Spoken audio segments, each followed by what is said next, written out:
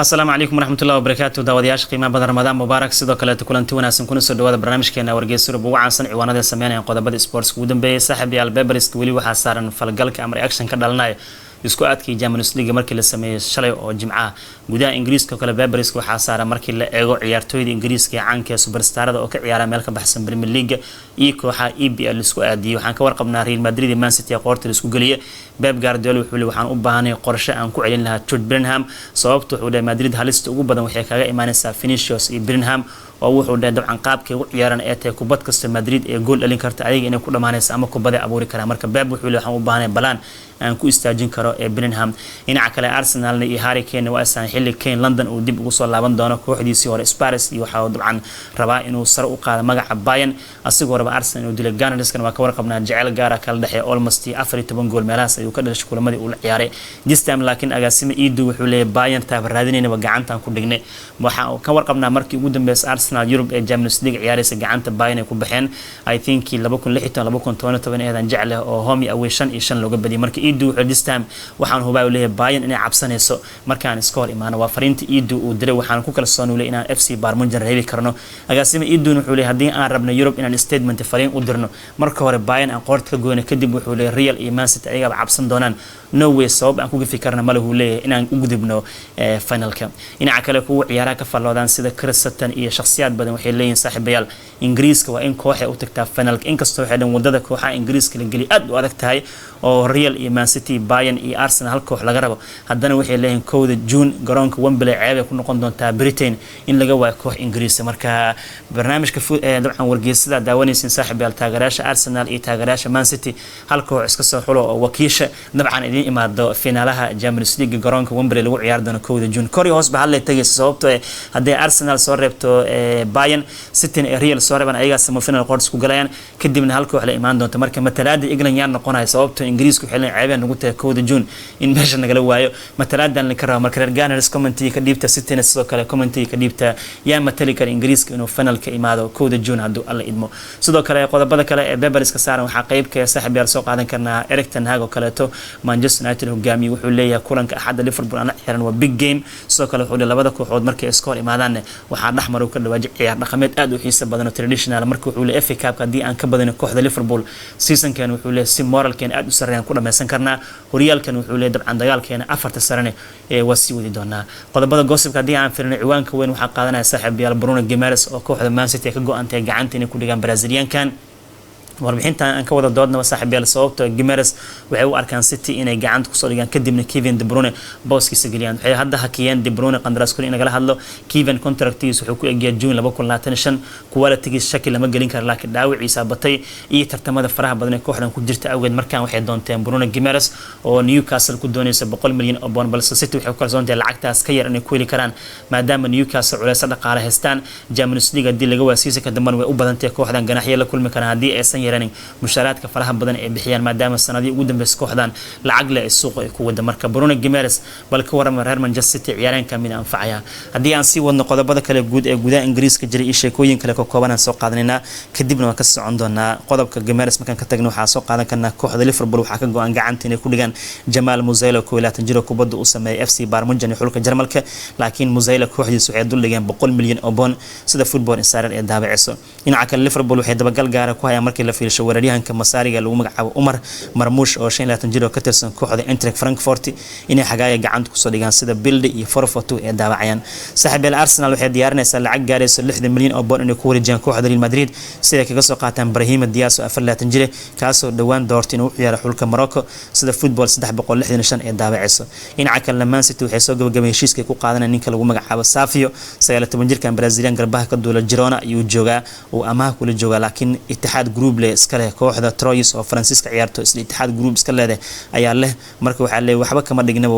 waa wuxuu ka soo tagaalay Itihad Group Troyes oo amaah Girona amaah kula jooga season fiican brilliant la qaadana Troyes iska leh laakiin Man City imaana kulli waa hal naadi leh hal meel laga maamulaa sida Football Insider ee daabacayso dhinaca kale Brentford iyo Aston Villa waxa ka go'an gacanta inay ku soo dhigaan Lewis Ferguson oo 24 jir oo qadka dhexe ka ciyaara Scottish waqti fiican ku qaadanaya Serie A Talyaaniga Bologna ka tirsan sida Team Tog ee daabacayso saaxiibayaal kooxda Fulham dhankooda waxay diyaarinayaan difaac ingiriiska Tyson Adebayor inuusan ka baxsan 26 jir inay qandaraas ku dhinsiyaan xilli contractigiisa uu ku egyahay dhamaadka xilli ciyaareedkan sida Daily Mail ee daabacayso dhinaca Leeds United waxay suuqa soo dhigaysaa ciyaarahankooda Ingiriiska garbaha ka duula Jack Harrison kaasoo hadda amaha kula jooga kooxda Everton oo 27 jir ah waxayna ku rabaan markay ugu yartay 50 milyan oo pound sida Football Insider ee daabacayso dhinaca kale tababaraha Liverpool ka tagay Jurgen Klopp waxaa macquul ah in xulka Jarmalka uu qabto sababta reer Germany Klopp way ku dhageen waxay leeyihiin hadii Liverpool ka tagayso oo aad rabin heer naadi xulka qaranka qabo xilli aan ka warqabno Julian Nagelsmann kalsooni badan oo san haysanin sida Sport Bill iyo Football Transfer ee daabacayaan dhinaca kale dhammaan coaching staffka ama macallimiinta Ten Hag la shaqeeyaan kulligood mustaqbalkooda calaamad su'aalaha saaran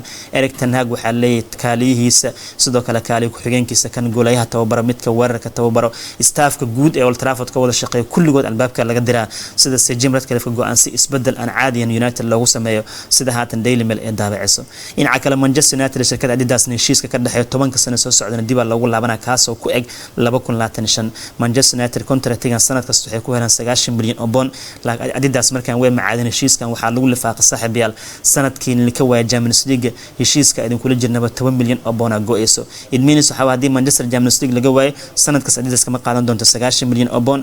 sanad kasta waxa ka go'i doonta lacag gaarayso 10 milyan pound sida The Times ee daabacayso qodobadaas ayaa dabcan gudaha Ingiriiska ugu waaweyn jiro dhankaas waxaan tagaynaa gudaha Spain Carlito Ancelotti waa Guardiola Emirates asiga his relax uu dareema hadii Guardiola jimcadii uu dhahay waa Kings of Europe boqorada Europe aan Real la ciyaarana cid iska dhicin karta male waana isnaqaan sanadka saddexaad isku xigtaan isku aadanne kiiskaas uu iga xiran yahay aan isku diyaarin Newcastle Arsenal kulamada iyalo Ancelotti wuxuu dhahay Asasuna u baxay maqribada maxaa culays ugu haysan Asasuna aan ka badiyo leen qaramada la aadaha laga soo laabto Guardiola wuxuu dhahay the best coach way Man City the best team in the world way waxaan u baahano le juhdi 100% na bixino ka badino wuxuu dhahay I'm looking forward kulankan waxaan qaltaaga sanadkan midkii ka horeeyaan ka badino koobkan qaadnay ayagana midkii ku xigay naga badiyeen koobkii qaadeen the best teams as ka hor imaan doono le kii badiyaan I think wuxuu leeyahay Ancelotti umalana koobka inaan qaado doon markii cid la gaaray mala macaan walba tartiibtiisa u hadlay sida marka muuqato dhinaca kale tan shabakada marka waxay leeyihiin waxay noqon doontaa ciyaar kale oo iska hor imaan doonaan Galactic Stars waxaa la eegi doonaa Haaland iyo Vinicius maxay qabsan doonaan sidoo kale tan waxay haystaan kooxda Madrid Jude Bellingham oo asigana kaalintiisa qaadan doono sidoo kale shabakada marka waxay leeyihiin saaxiib marka la fiirsho Diego Simeone kooxiisa Athletic Madrid maqsuud ay ku tahay inay ku aadeen naadiga lagu magacaabo Borussia Dortmund Simeone wuxuu leeyahay season keena dabcan waxaan ku quruxsan karnaa in Champions League finalka aan gaarno inkastoo Barcelona hadii ay soo baxaan iyo Paris Saint-Germain midkoodna ay ku aadi karaan sama finalka laakiin Simeone wuxuu leeyahay darowgan waa aadan ugu qanacsan oo ka dhawaajiyay dhinaca kale markii la fiiriyo shabakada caanka ee Mundo Deportivo ayagana waxay leeyihiin waxa soo baxay wax wanaagsan ma ahan isku aad adaga soo bixi leeyin si kastaba ahaata Lewandowski xidigiisa waxa laga rabaa kooxda Barcelona inay ku hagaan dhabihii finalka lagu tagi lahaa waxba ka daran Barcelona hadii galleed wadada hadda ee gashay Real Madrid kaga daran laakiin hadda waxa la leeyahay Paris iyo Mbappe iska furdaamiyaan then waxa leeyahay dabcan Jadon Sancho iyo Borussia Dortmund iyo Athletic Madrid midkii soo baxane waa iska dhicin karaan waa sida hadda ee Mundo Deportivo moralku ugu dhisaan xidigaha Shafi shabakada sport dhankooda markii la fiiriyo ayagana waxay wareysi la yeesheen Will Kubarsi wiilkan season brilliant ku jira Barcelona difaacooda ka ciyaar Pau Kubarsi lamaasi laga soo dalacsiiyay hadda xitaa wuxuu contender u yahay xulka Spain in lagu yeero oo Eurada ciyaar maadaama Barcelona boos joogta u hele bandhig hersara uu sameeyay wiilkan wuxuu u mahad celiyay Shafi wuxuu leeyahay dabcan kooxda Barcelona waxa raba guulo dahab in la gaaro bandhigana Champions League aan joogteeno shabakada caanka ee ayagana waxay leeyihiin waxa soo baxay isku aadkii ugu holacsanay oo waxay leeyihiin dabcan waxba aan laga qaban karin Mbappe contra Real Madrid contra Barcelona Mbappe iyo Barcelona isku aadan Dortmund waxay leen iyo Simeone isayaan laakiin waxay dhan sheekada ugu culus waxay dhaxmaraysaa Man City iyo Real Madrid labadii kooxood ugu dambeeyay labada sano la soo dhaafay Champions League qaadeen this time sidoo kale waxay leen markii la fiish Arsenal ma ka argudan doontaa Bayern Munchen oo sanado badan dhibaato ku hisay waa ciyaar kale oo xiiso badan marka waxay leen Champions League meel kasto laga taabtaba xiisihiisa inaba caadi ma ahan ka dhawaajeen dhankaasi waxaan tageynaa gudaha Talyaaniga sheekooyin badan ka jira Talyaaniga sababtay afar kooxood ugu saaran ciyaaraha Yurub Azuri waxay leen inkastoo aan ka niyad jabna Champions League in nagala waayo haddana Yurub League committee iyo Conference League si dabcan booska UEFA coefficient ranking ee kaalinta kuwaad ama labaad ugu dhameystaan oo hal kooxood extra u helaan sanadka dambe Champions League cusub shan naadi ugu ciyaarto markaan soo qaadana jaraa'idka caanka ee lagu magacaabo kale Corriere dello Sport saaxiibayaal waxay marka koowaad ka hadleen oo ay ajandaha ku dareen markii la fiiriyo Juventus suuqgalka ay sameynayso Juventus waxay rabaan soo qaadashada ciyaaryahanka tayada wanaagsan Leon Goretzka oo Bayern qandaraas ku dhinka diidan contractigiisa ku egyahay June 2025 iyo sidoo kale Sarkisio asigana Bologna u ciyaaro oo tayo wanaagsan oo 40 20 milyan meelahaas lagu qiimeeyo labadan ciyaartoy ayuu agaasimo Guntelli kooxda u doonay labadan talent hadii Juventus lagu soo kordhiyo xalaqadkooda wax weyn iska bedeli doono sidoo kale Corriere dello Sport kadib waxay ka hadleen Talyaaniga iyo sida coefficient ranking u hogaaminayaan sidoo kale isku aadkii soo baxay Europa League waxay ka dhigantay Milan iyo Roma midkii soo gudba semi-final u gudbi kara Atalanta Liverpool wal isku aadiyay hadda coefficient ranking waxa la kala maraa saaxiibada Talyaaniga waxay haystaan 17.71 haystaan afar kooxood tartanka u joogto waa good news oo marka dhibic guushi kasta waa 2 dhibcood barbardhac kastana waa 1 dhibic waxay ka dhigantahay dhibcihii toddobaadkaas la imaado waxa loo qaybinaa wadarta guud ee kooxaha dabcan ku joogan afar kooxood Talyaaniga u joogan totalkoodana waa 7 hadii la isku qaybiyo marka minuska ka sii yaraan karo marka Talyaaniga waxa la kori hoos buuxay haystaan damaanad qaad ku aadan in ay Champions League sanadka dama 5 kooxood heli karaan kaalinta labaad waxa ku jira Jarmalka 16.35 haystaan Ingiriiskana kaabiga ku soo haysta saddexaad ee joogan 16.25 haystaan wax yar u dhaxeeyo waxa la Jarmalka waxa dilay lagu soo qabanaa saddex kooxood Yurub ugu soo hartay totalka guud dhibcaha ee kana markasta waxa loo qaybinaa 7 kooxood ee Champions League ama Yurub oo idil ku soo aadeen minus Jarmalku tahay marka Ingiriiska soo qabanayaan oo England waxay haystaan dabcan 5 kooxood u joogaan totalka Yurub ee ku soo aadeen waa 8 kooxood saadartay marka hadii isku qaybinta la dhaw waxa markasta faa'iido qabaan Ingiriiska waxa la marka quarter finalaha semi-finalka hadii u soo gudbaan kooxaha Ingiriiska booska labaad ee Jarmalka la bixi karaan kadibna saaxiibayaal waxay heli karaan koox dheeraad oo u ciyaari doonto Champions League Faransiiska afraad joogaan 14.25 haystaan coefficient rankingka saddex kooxood ugu soo hartay oo loo qaybinayo markasta asalka 6 naadi Yurub u mataleysay Spain shanaad joogaan rajo kamala inay labada position ka helaan shanta kooxood maadaama ay kaalin shanaad fadhiyaan 14.43 haystaan saddex kooxood kaliya Spanish ku soo hareen totalka guudna waa 8 Spanish Jarmalkeeba ka sii xun yihiin markii loo fiiriyo in 8 kooxood ay ku imaadeen saddex hartay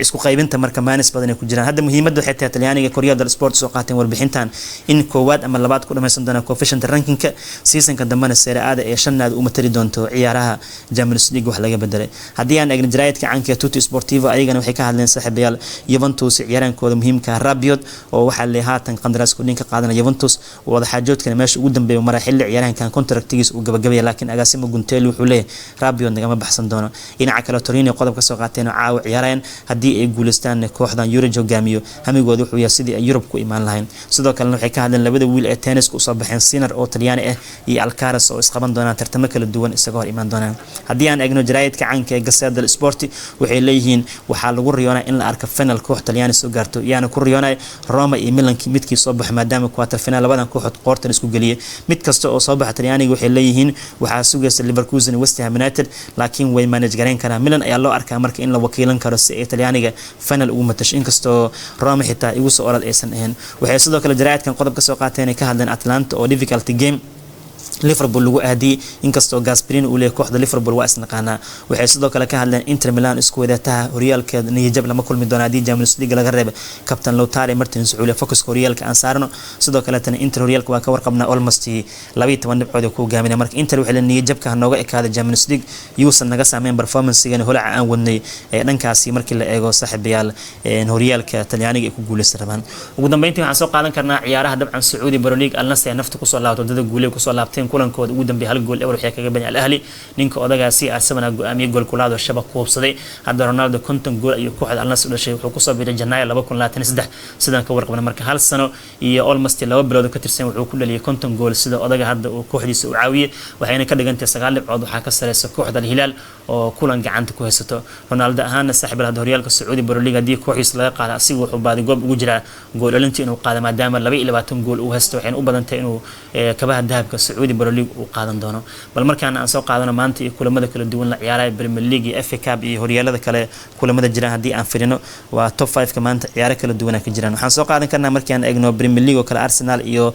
Chelsea kulankooda uu baaqday maadaama Chelsea FA Cup ciyaarayso Burnley waxa soo imaanaya Brentford kulan maghribada bilaaban doono Crystal Palace Newcastle kulankooda uu baaqday maadaama Newcastle FA Cup ciyaarayso Man United iyo Sheffield United kulankooda uu baaqday maadaama United FA Cup ciyaarayso laakiin Luton Town iyo Forest ayaa maghribka soo imaan doonaan Wolves iyo Bournemouth kulankooda uu baaqday maadaama Wolves ay FA Cup ciyaarayso Fulham iyo Spurs kulankooda waa 8 barfiidnimo xilliga Geeska Afrika La Liga Spain waxa ugu xiisaha badan Osasuna iyo kulanka dhexmaraya Real Madrid oo 6 yaro maqranimo xilliga Geeska Afrika bilaaban doono Getafe iyo Girona kulankoodana waa 8 barfiidnimo xilliga Geeska Afrika Serie A Talyaaniga kulli kulamo kala duwan jiraan hadalhaynta waxay tahay Lazio oo Marushi Sarri ka tagay ma badin doonaan kaaliyahooda hogaaminaya waxayna la ciyaarayaan kooxda Frosinone kulan caawa bilaaban doona 10:45 habeenimo xilliga Geeska Afrika dhinaca dhinaca kalena markii aan eegno Monza iyo Cagliari Udinese iyo Torino waa 5 garanimo Salernitana iyo Leggina kulankooda waa 8 fiidnimo FA Cup markii aan firino Wolves iyo Coventry City askoo imaan doona 3 dirib garanimo xilliga Geeska Afrika waa 9 saac rubi xilliga Geeska Afrika Man City iyo Newcastle kulan adag wuxuu bilaaban doonaa 8 bar fiidnimo xilliga Geeska Afrika Bundesliga Jarmalkan waxaa la eegayaa FC Bayern Munich ma ka badin kara Darmstadt kulan bilaaban doona 5 garanimo xilliga Geeska Afrika haddii Bayern ay guuleystaan farqiga u dhaxeeya ayaga Leverkusen waxay ka dhigi karaan 7 dhibcood Leverkusen maalinta Axadda ay ciyaari doonaan saaxiibayaal barnaamijkeeni wargeysada ku soo qaadan qodobo kala duwan intaas nooga egyahay markale Ramadaan Mubaarak Assalamu alaykum warahmatullahi wabarakatuh